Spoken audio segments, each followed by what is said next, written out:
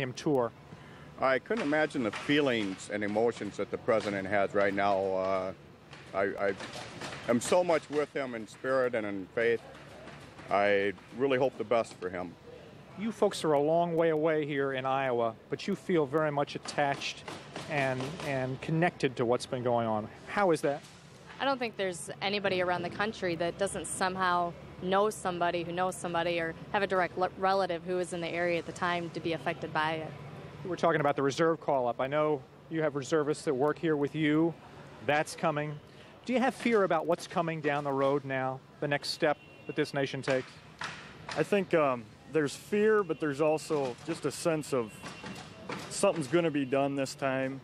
You know, it's not going to just be washed away. We're going to have to take care of it this time. This is tape of the president meeting some New York firefighters, New York police officers, some of the workers. This is tape we got back just a minute ago.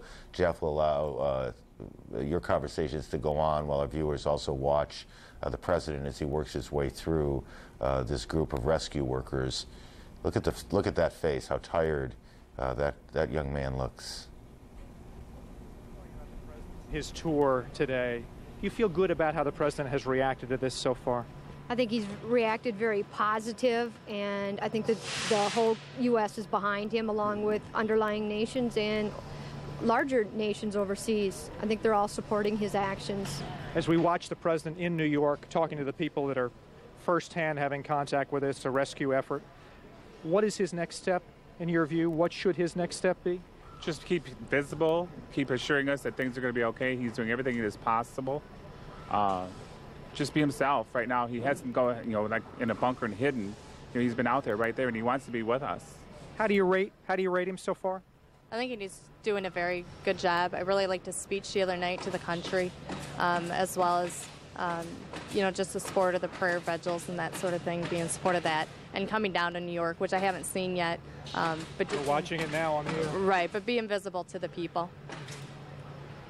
You said it's a tough job. Nobody wants it in a time like this. Is he the right man for this job? Oh, I think so, very much so. He's, I think, done as good a job as he could do over the past 8 months, considering what he's had to deal with. And I think that he'll come through shining just the way every president of the United States does. The nation coming together. Aaron, the latest from Dubuque in our cross-country tour will continue, and we'll continue watching. Jeff, thanks. Thank you very much. We continue to look at tape of the president. We see, and this is tape, we see New York Mayor Rudy Giuliani just off the president's shoulder there. This is tape that the pool shot just a few moments ago. It gets a little difficult here identifying rubble, to be honest, but I do believe that's an area that we have been able to see as he moves, giving a thumbs up to some of the rescue workers. Again, that's Governor Pataki, the New York governor, off to the president's on the left side of your screen. FEMA, the Federal Emergency Management Agency, and obviously an official with New York's bravest, New York City Fire Department. Certainly no one would quarrel with that this week, would they? That they are New York's bravest. Some 200 firefighters still missing in the rubble.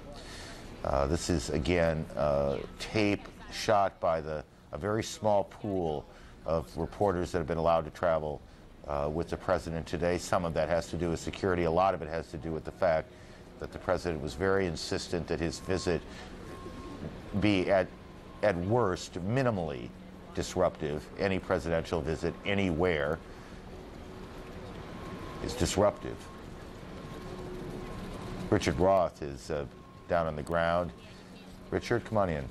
Yes, Aaron, work is going on right very near the president. You can see torches, sparks as what's left of the pedestrian bridge to the American Express corporate building is being brought down. They've been working on it for the last few days. It's one of the structures that's still been left up. One can't help noting that at this time in Wall Street, for the thousands of people in the World Trade Towers, this would be a very joyous part of the week. The stock market would have just been closed. It was Friday afternoon. And usually Wall Street in this area, World Trade Center, has been often called a ghost town on weekends, though more people have been moving down here of late. And as we've noted over and over, it is now a different type of ghost town. You have these giant buildings hulking over the president and his entourage in lower Manhattan, and they're just dark, no power. Some are structurally weakened, their fate unknown. And Friday afternoon in New York, not the way it used to be. No, it's certainly not. Just helping identify some of the other people there, we see New York Senator Charles Schumer facing the camera, basically. And off to the left there was Joe Albaugh, the FEMA director, a longtime friend of President Bush's, and he named him to run the Federal Emergency Management Agency. Again, this is tape shot by the pool. Is Elizabeth Cohen available here or not? Yeah. Okay. Elizabeth, have you seen any activity? Is the president going to make his way to the Armory? Unfortunately, Aaron, I have no idea. Okay. Okay. Elizabeth has been, we see Senator Clinton, Senator Hillary Clinton, getting a kiss on the cheek from Mayor Giuliani there. They were almost ran against one another. Kelly Wallace, will the president make his way to the Armory?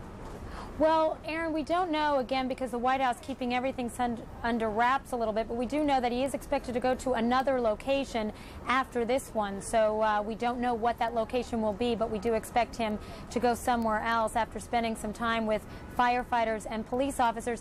And I just wanted to bring up something I learned earlier this afternoon that I don't think has been reported just yet. You see the president there alongside Senator Hillary Rodham Clinton. I was speaking to former President Bill Clinton's spokeswoman earlier today. Of course, we know that the former president, along with Senator Clinton, attending the National Prayer Service in Washington, D.C. And to show you how this really hits home, apparently, according to the spokeswoman, Chelsea Clinton was 12 blocks away at the time of Tuesday's attack, and that she apparently has a friend who was working in one of the towers, one of the Trade Center buildings, and that she and her friend joined countless other New Yorkers racing away from the downtown area shortly after 9 o'clock in the morning. And apparently, according to the former president's spokeswoman, you know, the President Clinton, hearing about this, obviously concerned, but he was a father first and foremost. He was concerned about getting in touch with daughter Chelsea. He couldn't get in touch with her for a while,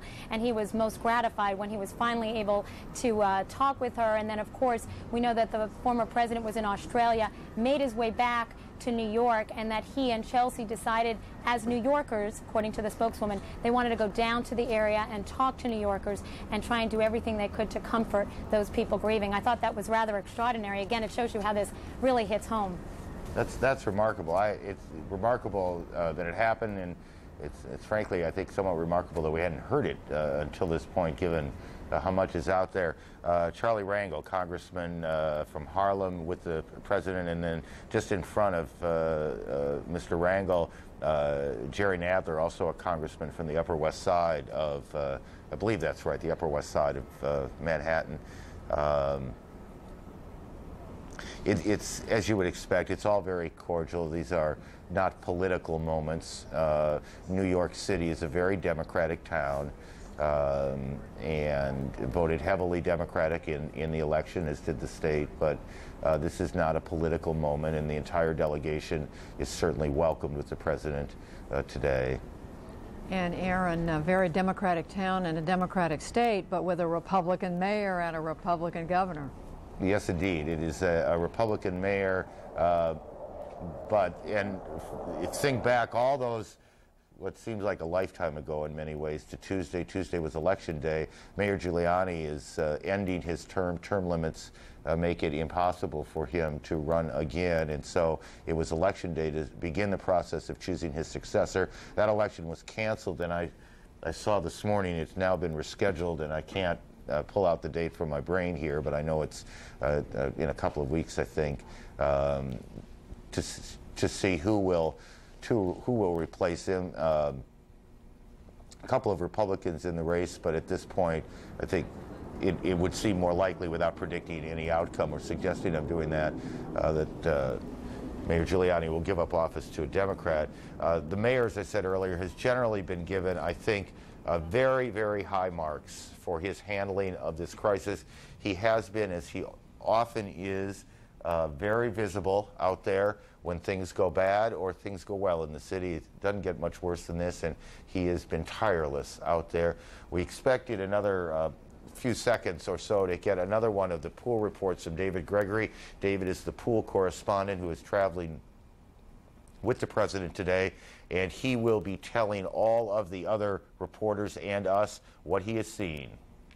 This is David Gregory with the president in Lower Manhattan, who continues to survey the damage and what they're calling ground zero. We are within sight of where the Twin Towers stood. The president has been working a rope line surrounded by throngs of policemen, search and rescue crews, firemen, many of them getting on the bulldozers that they had been using to clear the debris, to take a picture, to wave at the president. We understand now that the president is actually going to stand on some of the rubble, grab a bullhorn, and make a statement. Some of these men have been chanting USA, USA, and don't let them get away with any of this. The cheering you're hearing is the president now with a bullhorn in his hand as he is standing aboard some rubble, his arm around a fireman with soot on his face. You can hear the chant. Listen to this.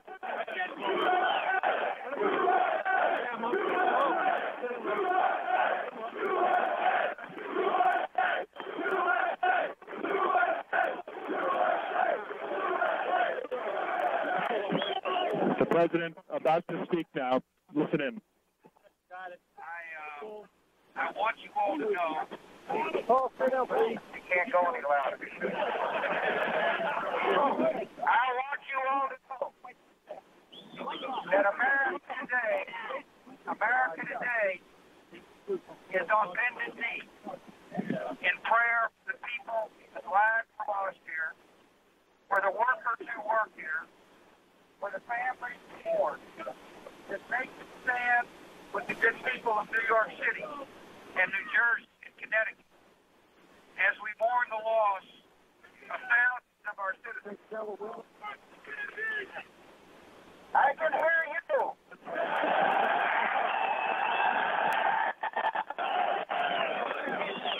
I can hear you. The rest of the world hears you.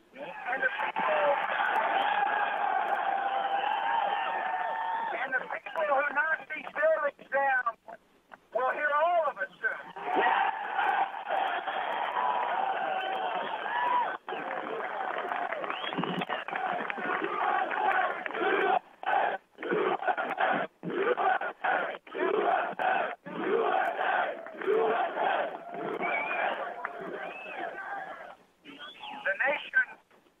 The nation sends its love and compassion to everybody who is here.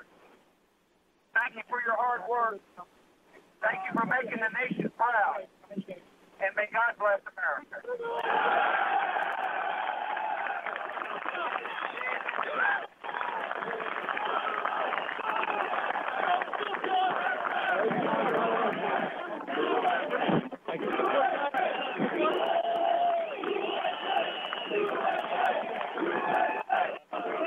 You can hear the chants that continue as the president climbs down off the rubble, grabbing a small American flag and waving it in the air.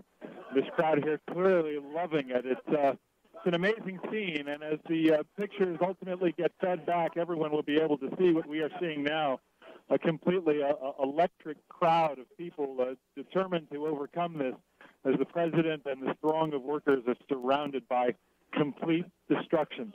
At one point, as you heard, some of the workers who were about maybe 50 yards away from the president said, "We can't hear you." The president beckoned back, "I can hear you."